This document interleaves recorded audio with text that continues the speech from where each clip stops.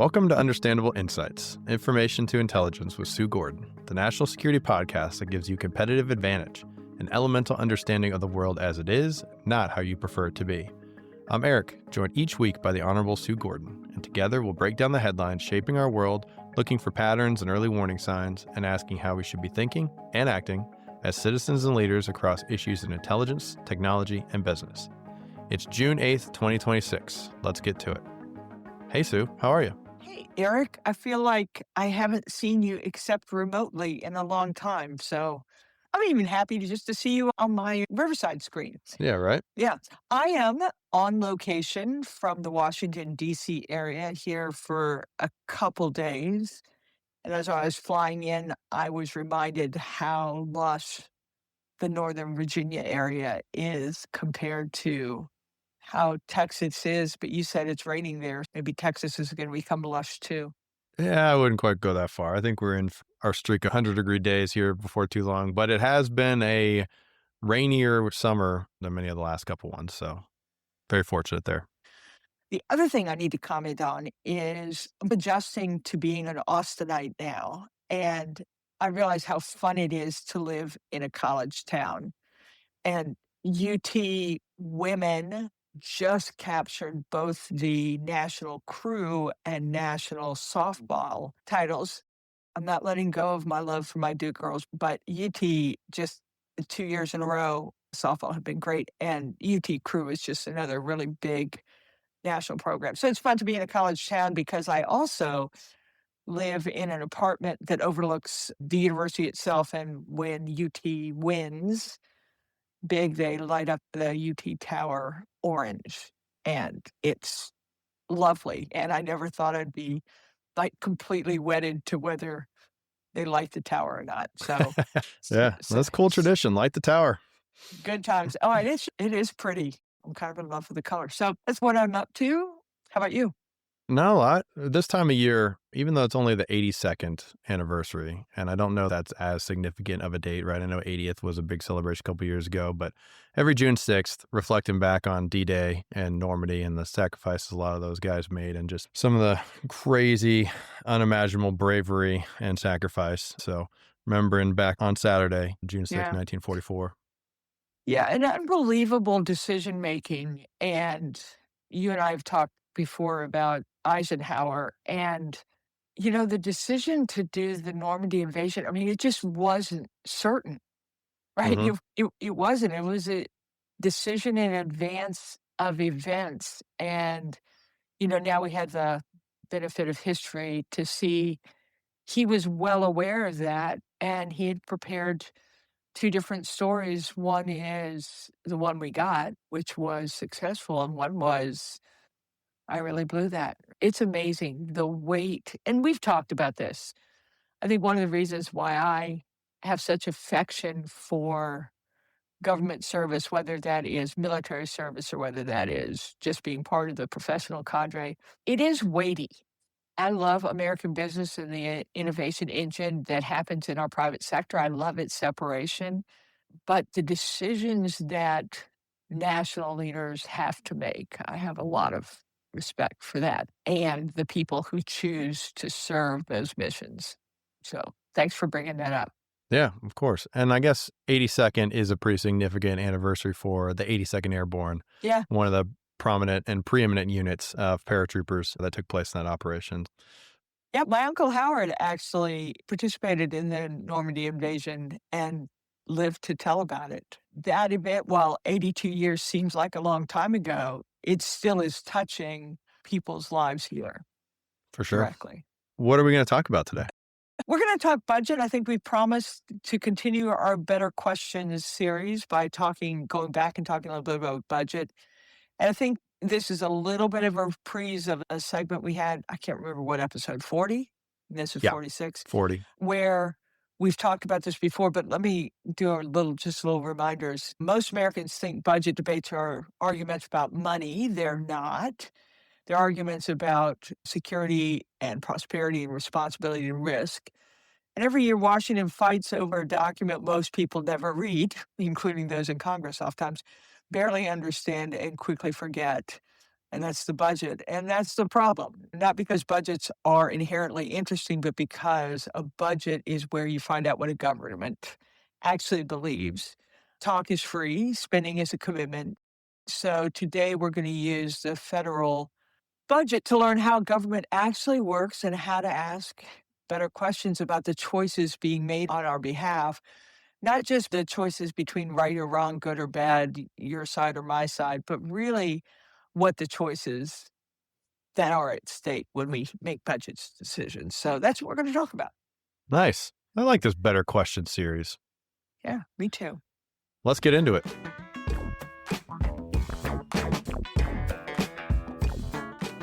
So, like you mentioned, in late April, episode 40, we talked budget basics. The budget is really two things: mandatory, the autopilot stuff, versus discretionary, what Congress actually fights over. And most people don't realize how small the discretionary slice is and smaller it is getting. The founders designed friction into the process on purpose. Continuing resolutions and reconciliations are moving those guardrails. You said before, instead of addressing the source of the pressure, we're trying to get rid of the rules that force consideration. And the national debt is not abstract. $623 billion in interest alone, 17% of total spending that doesn't build anything, fund anything, or protect anything. It just pays for yesterday. You also said that is stealing our future. So, Sue, we just went through 3 government shutdowns in a single fiscal year, 3 of them. And now the FY 2027 budget process is already starting, or should have started already. The new fiscal year starts on 1 October. How is anyone supposed to make sense of this? God, I don't know. And I spent a lifetime in government, and I'll see if I can even describe it in a way that makes sense. So let's do a couple things first before we get to the question about the 3 shutdowns.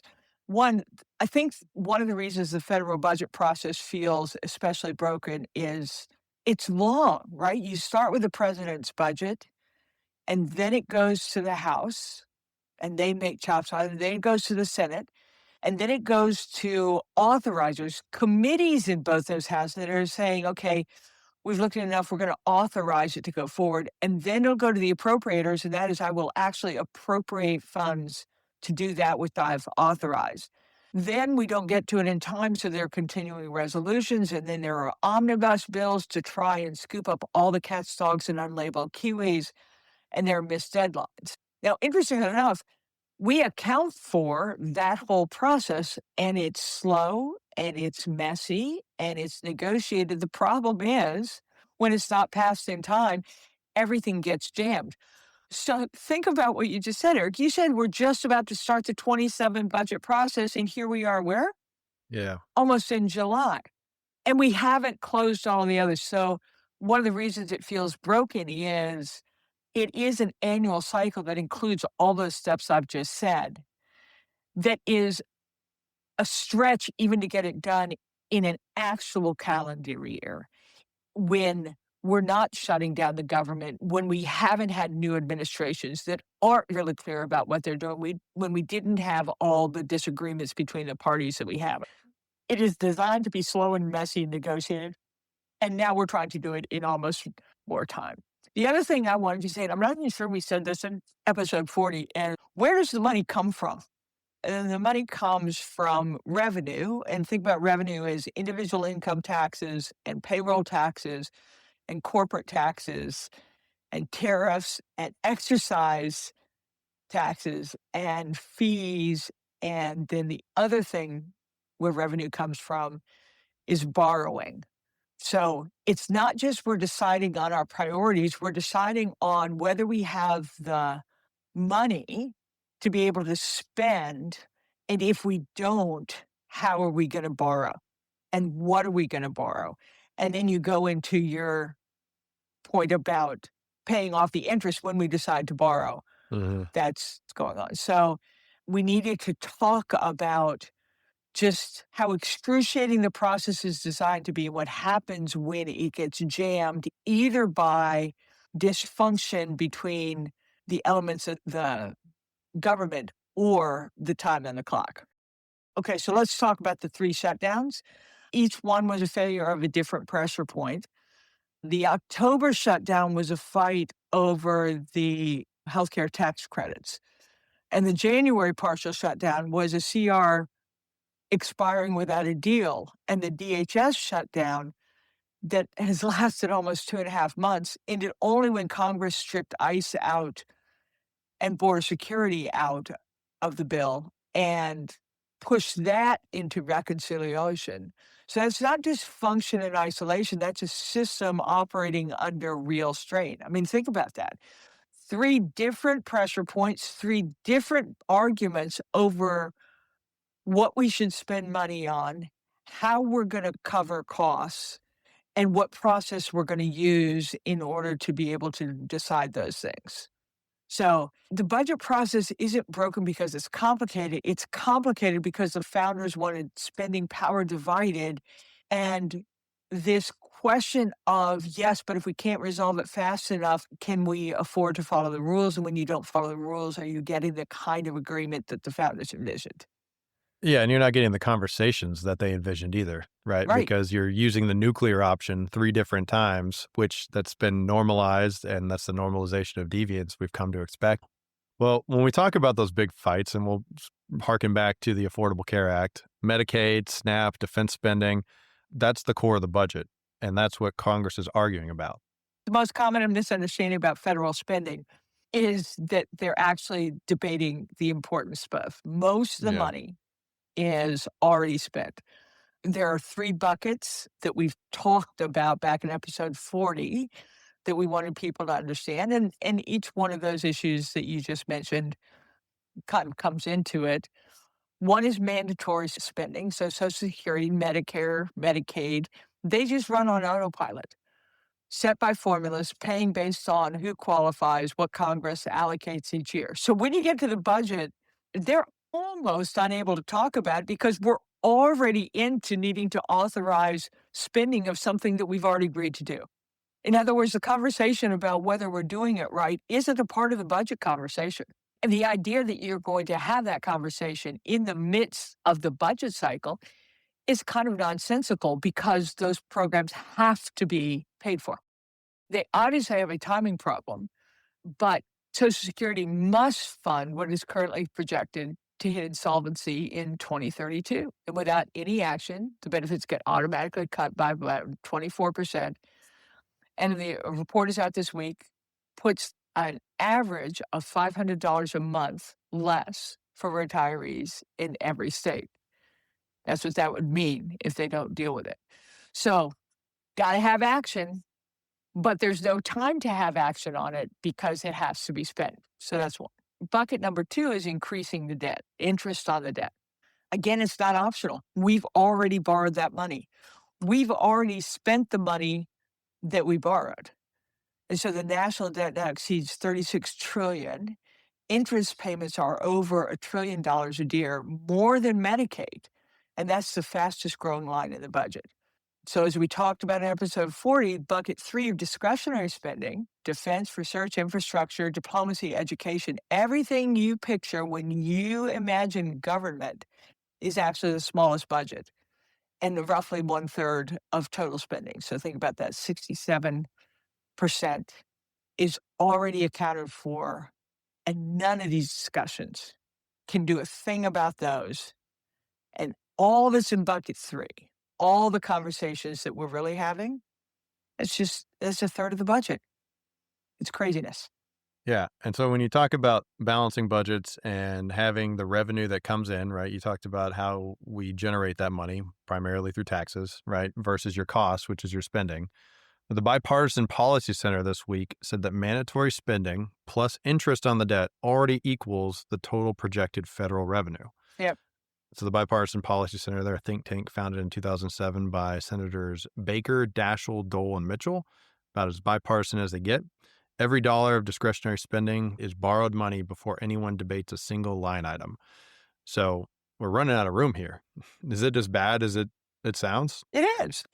I don't know that I can add to how clearly you said that. When you hear about budget fights, shutdowns, reconciliation battles, understand that you're watching people argue over a slice of the budget that is entirely financed by borrowing.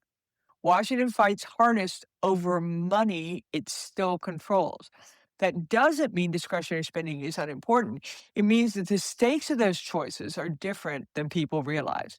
I said Washington fights over the money it still controls, even if it's the smallest, And increasingly smaller, right? increasingly Every smaller. every year. Yeah. There are projections of when the combination of mandatory spending and interest payments take over the whole thing, right? And we'll talk about this as we go on, is the Defense Department's budget is $1.5 trillion proposed Yeah. of discretionary spending. And so just think about it as two-thirds and a third, and that two-thirds are expanding. And when you talk about the conversations that aren't being had, it's about how are we gonna serve the American people across all of those? And even though we can print money, different from what states can do, states can't print money, the federal government can, the bill still comes due, and it comes due in fewer choices. Yep. Well, that's the problem with so much of it being obligated already too, not just with mandatory spending, but if between mandatory spending and the interest payments, like you've Yeah. exceeded federal revenue, you're not bringing in more than you can pay out. You've already owed all that money. Yep. So discretionary will just get even smaller and smaller, I Yeah, think. yeah, yeah. But one of the options that we do use is the reconciliation. It was the vehicle for the one big beautiful bill. Now the administration wants to use it again for another 350 billion in defense. And on the executive side, every time anyone announces a new initiative, where is that money actually coming from? So let's talk about some of these workarounds. So, I'm gonna sound like a broken record, I think this whole episode is anything that hustles us through without the kind of friction-filled debate is actually just it's hiding the choices we're making. Yes, it's about money, but it's hiding the choices we're making. So, just to remind people, reconciliation lets Congress pass certain legislation with only 151 Senate votes instead of the 60 needed to break a filibuster. So, that's really obvious, right?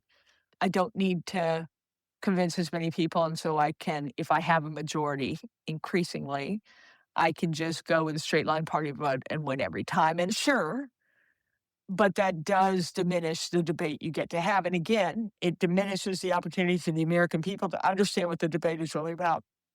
So the good news is it's restricted to budgetary matters, taxes, spending, and the debt limit. And it was designed as an occasional correction tool. It was not designed to be the primary vehicle for major legislation. So think about what you just said, Eric, that it's now being discussed to talk about $350 billion for the Department of Defense. For, I will offer, a war that I'm not sure we ever had enough of a conversation for the American people to understand what that's about. So just the aggregate compression of everything into, well, we have to, is just taking away this opportunity to say, is the outcome of that conflict worth another 350 billion that we have to what? Borrow. Yeah. And so that's the problem. So let's just talk about the one big beautiful bill. It passed 51-50 in the Senate on July 1st. The vice president casted the tie-breaking votes. It extended the 2017 tax cuts, less revenue, added 157 billion in defense spending, 157 billion in debt, cut roughly 650 billion from Medicaid over 10 years. So you can see now the play that's being made is, in theory, taking money out of the mandatory spending, but you haven't changed the legislation around it. So it's at best a temporary fix, even if you do it. And added SNAP work requirements, again, fewer benefits for people who are paying more money for the debt that we're incurring with the increased spending. And per the Congressional Budget Office, added somewhere between $3 and $4 trillion to the debt over the next decade. Zero Democratic votes. But again, bigger than that, no time, no transparency for the American people to really understand the strategy choices we're making in our spending. And then now, as I say, they want another 350 billion in defense through reconciliation. ICE and budget and border security that were stripped out of the DHS appropriations is now being routed there too.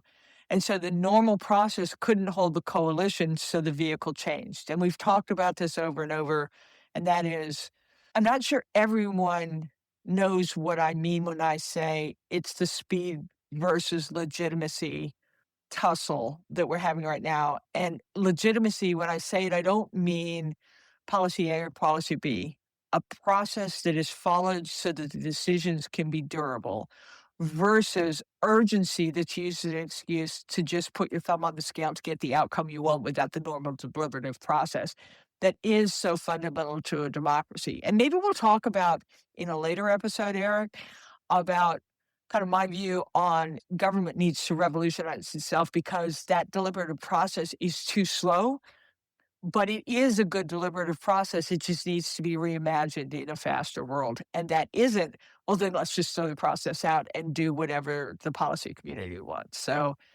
I think the consequence is really evident in the set of things that are going through reconciliation this year because they're huge. They're not one offs. They're not small amounts. I didn't get this in the bill. I need to get it through, and I don't have the time. These are Yeah. bigger. These are big strategic decisions for the nation. But reconciliation isn't all Wild West, right? There are a few rules. I remember the big, beautiful bill, the Senate parliamentarian actually shaped some of the things that could stay. And I guess it's more administrative and process wise, but they stripped out some Medicaid provisions, moderated some of the provider tax structure. So even if you do go through reconciliation, Yep. there are some constraints. Yeah. No, I think that's right. And it's like even on days that you and I are both kind of in the bummed camp, I never can get all the way to despair because we are still a nation of laws and we do have rules. And even though the wear and tear is showing, our other processes, the courts, the judiciary, are holding up a bit. And so the Byrd rule, the reconciliation rule, restricts reconciliation to provisions that aren't merely incidental to the budget.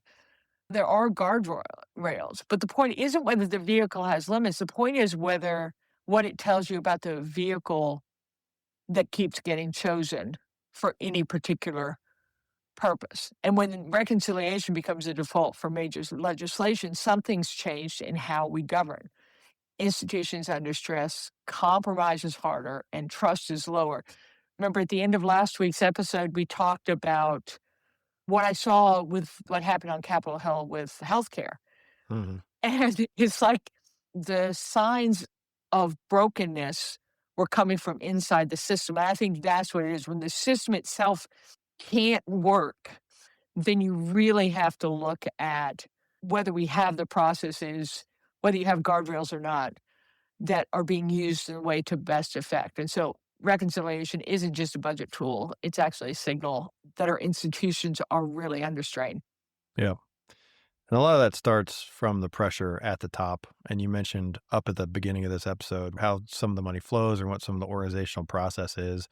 But what about when a president announces a new initiative? So, a new program, a priority, some big number that we're going to put X amount of dollars towards something? It's rarely clear where the money actually comes from. So, share a little bit more on how that works. Yeah, so in the olden days, when I was in the government, every dollar that is spent flows through authority Congress has already created. So when an administration announces a new initiative, the money is coming from somewhere, and that somewhere matters. And sometimes it's existing appropriations, money that Congress has already allocated for a broader purpose being directed towards a new one. Sometimes it's emergency authorities, statutes that give the executive expanded spending flexibility in specific circumstances. If you remember, some of the early discussions on tariffs was it an emergency? So it was an argument over what authority could be used. And sometimes it's transfer authority, the legal ability to move money between accounts within an agency. And I remember doing this. Budgets are say several years in advance. They get authorized and appropriated in a particular year, but you've put your book forward earlier. And sometimes when the time comes, that just isn't where you need the money now. And so you can go back to Congress to reprogram. It's similar. So reprogramming authority is really generally done with congressional notification requirements. And so that's another way you can move money. And usually that's initiated by the institutions themselves. And sometimes it's a request for supplemental appropriations, the administration going back to Congress and asking for new money. Whew, New money, so hard to come by for the buckets we said before. But anyway, each of those ways of getting money moved or for something new has different legal constraints, and each has different levels of congressional oversight. And when an administration uses one of those authorities in an aggressive or expansive way, that's often the real story, not the initiative itself, but the mechanism. In other words, why don't you want to have the conversation? To me, DHS is one of the most interesting ones in that we have such an incredible immigration problem, and that this administration was elected on doing something about that. And we simply don't have the time and don't have the resources to debate how we're going to do it. So we're just going to try and ram it through. So the story isn't necessarily the initiative, it's the mechanism that's used. And sometimes it's time. The mechanism accounts for doing emergency things. And sometimes it's, I just want it. And I think what we're seeing is trying to figure out what it is we're seeing and how we can be effective governing through difference, considering debate, rather than just say, no, I have the majority.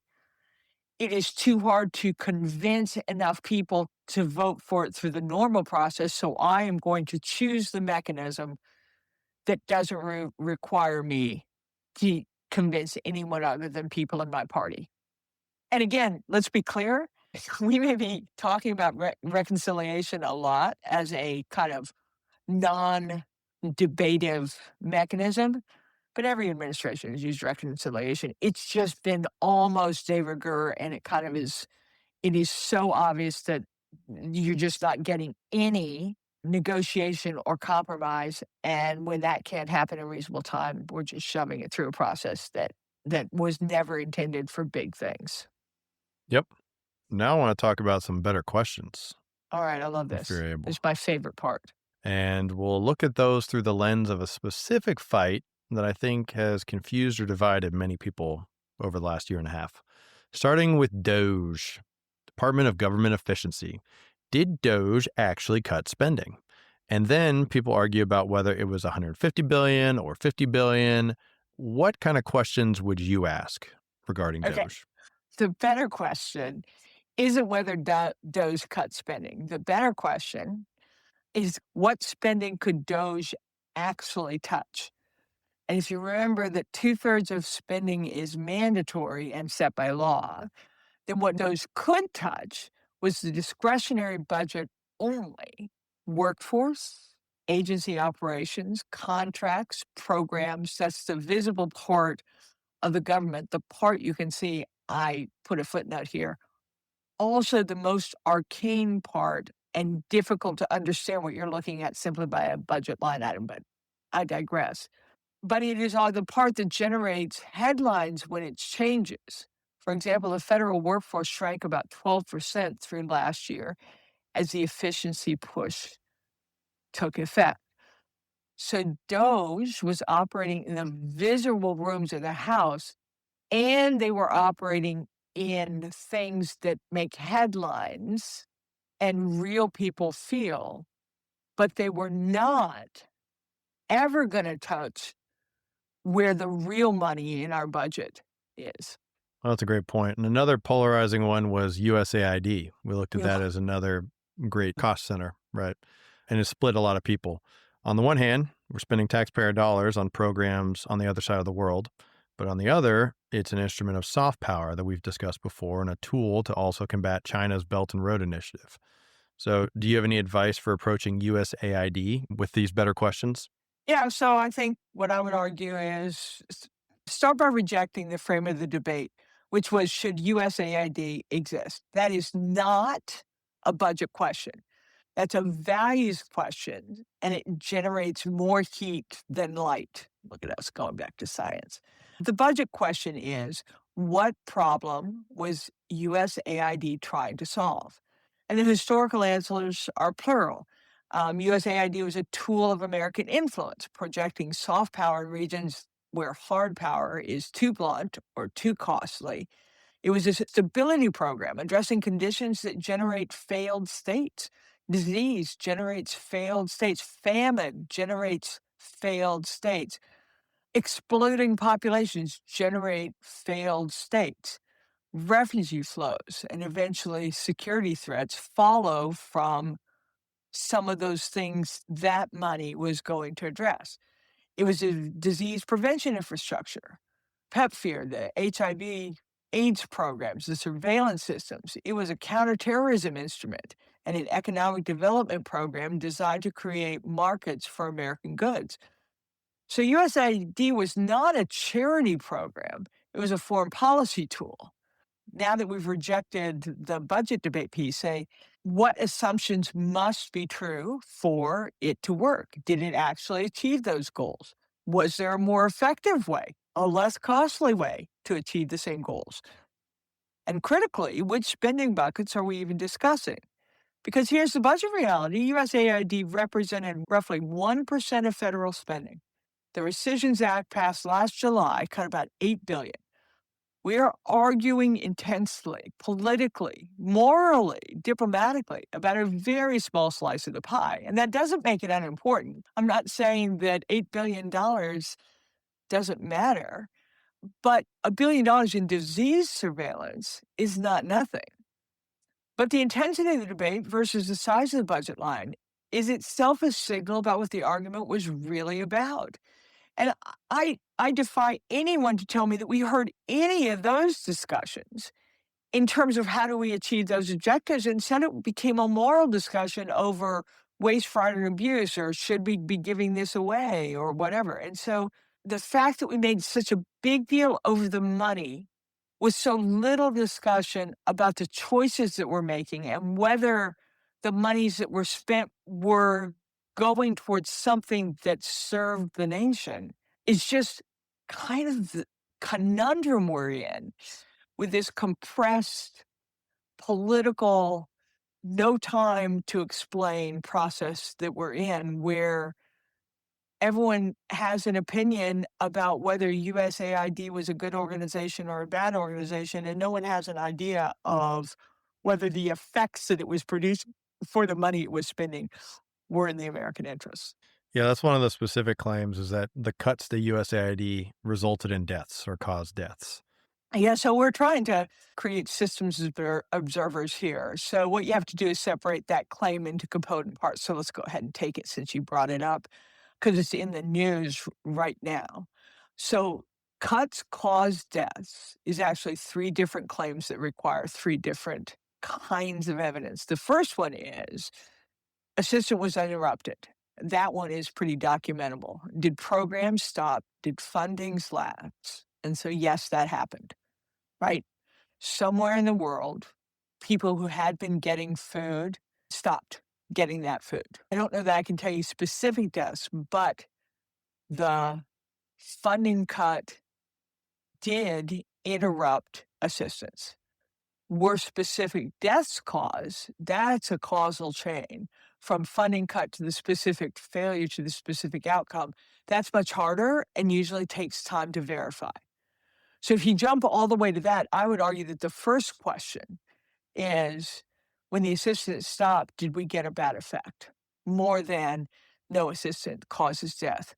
And the claim 3 is that we have increased risk. I think this is probabilistic, and it's about what is now more likely to happen.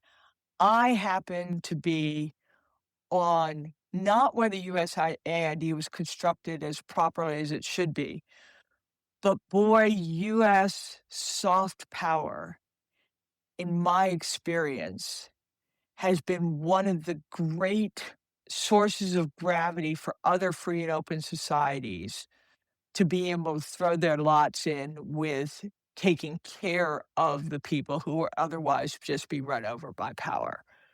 And so it's this question of, has future risk increased?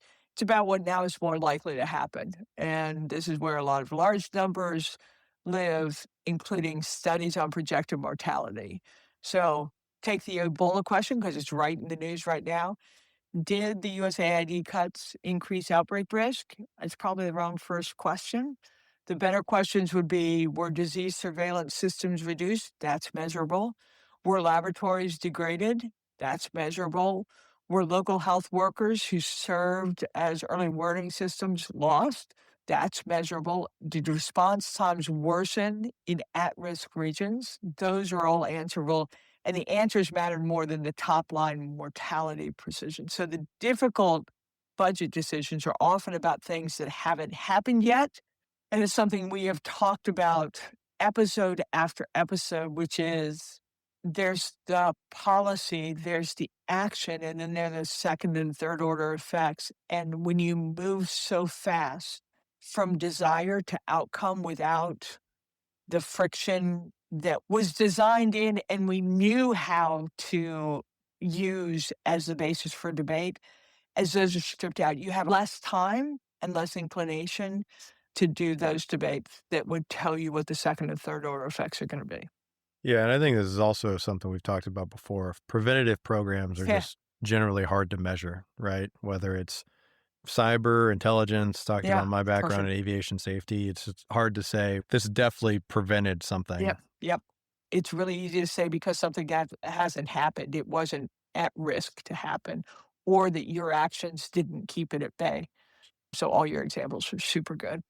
Well, let's talk about another one with possible income and revenue generation being tariffs. It comes up almost every budget conversation now. And I would say that we're not economists. And Yeah, frankly, we are not. economists didn't really see this playing out this way either, right? We had a lot of reactions to the initial Liberation Day and April 2nd, and things didn't exactly go the way a lot of people forecasted. So I'll ask you, do tariffs generate revenue? Are they a tax? And who actually pays for the tariffs? Yes, I do need to reiterate your disclaimer that you and I aren't economists. Yes, tariffs generate revenue. They do. The federal deficit reached $1 trillion in just the first 5 months of fiscal year 2026.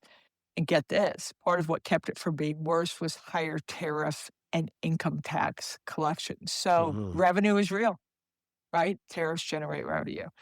But the harder question is who ultimately writes the checks? Tariffs are paid initially by importers, the companies bringing goods into the country. What happens next is a distribution question.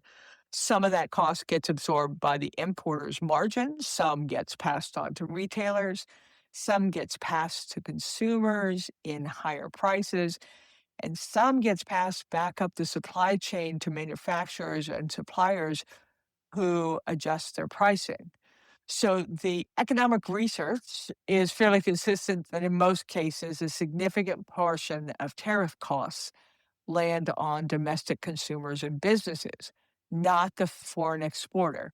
So that doesn't mean that tariffs are always the wrong tool. They can achieve strategic goals beyond revenue, and I think time will tell on these as well. Protecting domestic industries, you hear the Right. president talk about that all the time. I'm trying to force manufacturing to come back here, move supply chains closer in. They can create negotiating leverage. Again, the president has, I think, sometimes more temporarily than it would say, but he has used tariffs as negotiating leverage, restructuring supply chains. But the framing of they're paying for it almost always oversimplifies who actually bears the cost. So tariffs absolutely raise revenue. The harder question is who writes the check? And to go back to our three buckets, if you're putting them equally on all parts of the population, and that population exists across the spectrum of wherewithal to take more costs, to pay more costs, and do you increase poverty by forcing more people to pay more than disposable income, and then do they depend more on the mandatory programs that are that are already overtaxed and we're already spending half of our budget on? I think you start seeing that yes, the revenue increase is real, but how you get it and the effect on this closed system that we have is real, and again, has to be talked about. Okay, so enough ranting on that. But you were right. Tariffs are revenue, 100%. Yep. Among other instruments, like you said, Yeah, other there useful are tools. others. Yep. Bunch of other things. We have covered a lot of ground today between processes, buckets, reconciliation, Doge, USAID, tariffs. And this kind of falls into also what you want folks to take away from this episode or not misunderstand. But if a listener takes one thing away, what would you say for these better questions? 5 questions, apply them to anything. What are we solving? What assumptions are we making? What are we funding? What are we not funding? And what risks are we accepting? I promise if you start asking those questions, and I had a former teammate of mine come back to me after last week's episode or the week before's and saying, Sue, I loved your questions, but no politician's going to answer them. You don't care. You want to hear how they think about them, how they react to them. So don't say, well, they'll never answer, so I'm never going to ask. These are really what problems, what assumptions, what are we funding, what are we not funding, and what risks are we taking? You will be so much further down the road. And if you can ask those questions of the people who want to represent you, weird, we might get better process in Washington. So you can go through the defense budget, you can go through Social Security insolvency and put those questions, and you will see that what we're debating is not what is at stake. So that's it. 5 questions. Ask them of everything you read, every promise that is made, every discussion that's I've held. The budget is a really good process to test those questions out because I think if you're going to go back and listen to any of the conversations that have been recently held in the country, you will realize that none of them, even though they're over money, get you no closer to understanding what the US strategy is. I think the way I'll sum up this episode is don't just follow the money, follow the choices because the choices tell you how leaders think and the direction they're taking the country. Yep. All right. Yep. What are you watching? So, how many episodes has it been since I talked about cyber or AI? One? Yeah, well, yeah, exactly. Well, we're going to continue that theme. On June the 5th, the White House issued NSPN, National Security Presidential Memorandum number 11, National Security Memorandum on AI that replaces Biden era policy and accelerates military and intelligence and adoption of frontier AI models. And I think there are a few things that are worth watching closely here. We talk about this all the time with a lot of the executive orders and policies coming out of this administration. I think there's good in this NSPM. There's real language requiring that no vendor can secretly disable or modify AI that warfighters or security experts depend on. And that's a legitimate operational gap that prior policy did not address. I also like it in general because one of the things I've been talking about is we needed to get national security into the AI discussion because market forces alone were not going to be sufficient to get us to a place of assurance that we needed. So I think there's real good here. I think there is some concerning. The memo prohibits AI from embedding ideological bias, a phrase borrowed straight from the DEI executive orders with no definition and no rails. And so pair that with the explicit authority to terminate contracts with companies that show a pattern of conduct inconsistent with the memo's policies.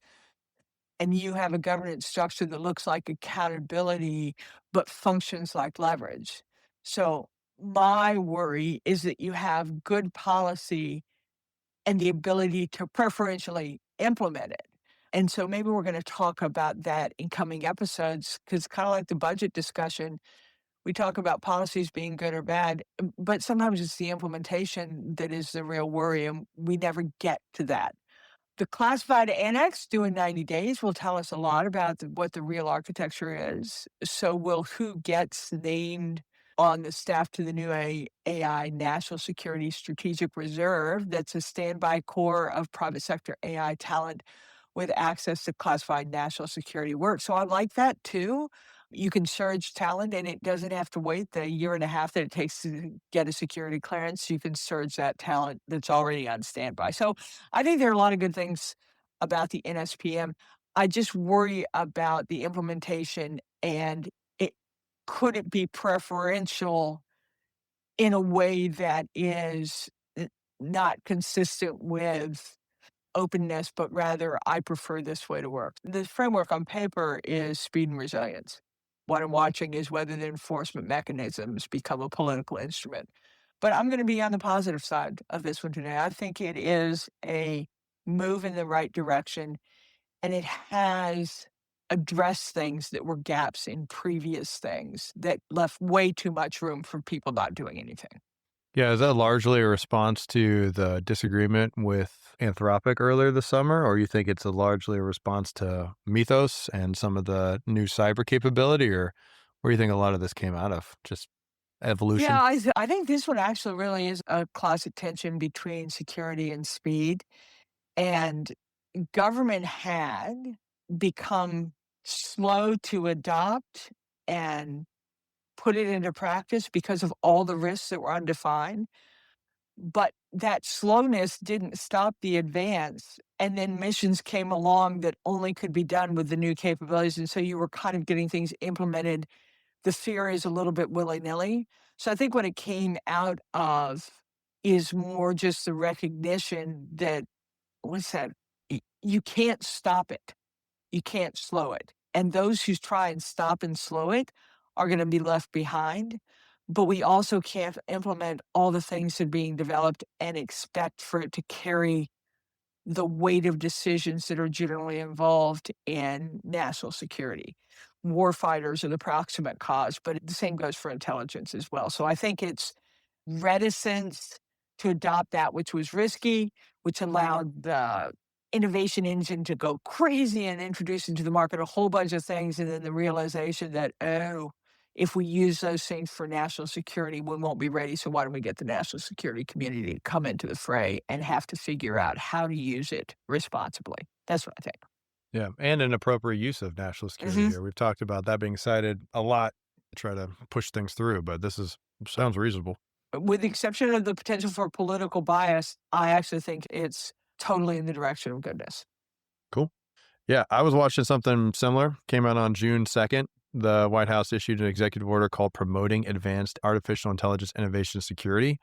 But kind of partnered with that was another 9-page blueprint from OpenAI called Democratic Governance of Frontier AI. So the executive order was primarily about cybersecurity, whereas OpenAI's blueprint was arguing kind of the opposite direction, that voluntary commitments aren't enough and that Congress should pass mandatory frontier safety legislation, calling for required safety evaluations before release, mandatory incident reporting, whistleblower protections, etc., that would become the government's primary evaluator of frontier AI. So interesting that one of the biggest companies is saying, regulate us more. Yeah, I think that's in the direction of goodness too. I mean, I don't expect us to have an easy time of this. And I kind of wish we'd gotten on the horse sooner, but I think this is good too. I just think in 2026 and beyond, I'm a broken record on this. It has to be shared responsibility. You can't expect the government to do all the work with regulation because it will be too inhibiting to the progress we need to make. And we can't have the private sector go, hey, not on us. We're just going to advance the technology and consequence be damned. So to me, that these things came out kind of together, maybe it's that recognition of the elusive public private partnership is really coming to the forefront because this is an area where we can no longer separate them and we can only achieve them together. So I don't know. That's ending on an incredibly positive note for us. We brought it back around. Yeah, it was close. Well, that's what we're watching and how we see it. Thank you for joining us, and no doubt there's more to come. This country's strength isn't in its power, industry, or government, but in its people. Thanks for tuning in. As always, we love to hear what you think of our direction, focus, and insights. For those of you who send us notes, we listen to every one of them. We try and correct and improve and adjust on the fly. But join us each week for the Understandable Insights podcast, wherever you listen. And as always, go forth, do good, and for goodness sakes, be kind to one another because it really does make a difference.